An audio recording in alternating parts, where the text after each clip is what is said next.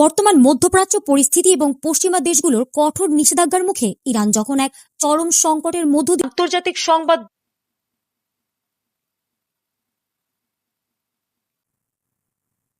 মার্কিন নিষেধাজ্ঞা সত্ত্বেও চীন ইরানের তেলের প্রধান ক্রেতা হিসেবে নিজের অবস্থান বজায় রেখেছে।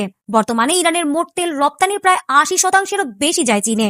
ওয়াশিংটনের নিষেধাজ্ঞা উপেক্ষা করে এই বিশাল পরিমাণ তেল ক্রয় ইরানের ভেঙে পড়া অর্থনীতিকে সচল রাখতে অক্সিজেন হিসেবে কাজ করছে। বিশেষ করে ডলারের পরিবর্তে নিজস্ব মুদ্রায় লেনদেন করার সুযোগ দিয়ে চীন ইরানকে আন্তর্জাতিক আর্থিক ব্যবস্থা থেকে বিচ্ছিন্ন হওয়ার হাত থেকে রক্ষা করেছে। আন্তর্জাতিক মঞ্চে বিশেষ করে জাতিসংঘ নিরাপত্তা পরিষদে চীন সবসময় ইরানের স্বার্থ রক্ষায় সোচ্চার।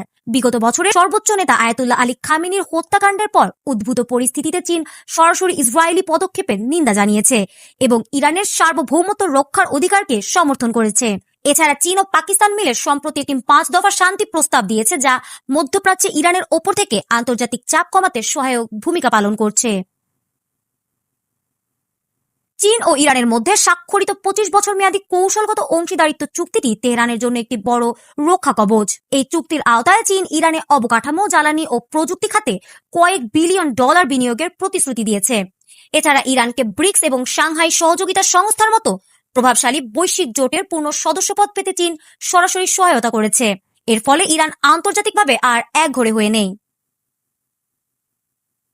যদিও চীন সরাসরি কোনো সামরিক সংঘাতে জড়াতে চায় না, তবে তাদের অর্থনৈতিক ও কূটনৈতিক সমর্থন ইরানকে টিকে থাকতে সাহায্য করছে।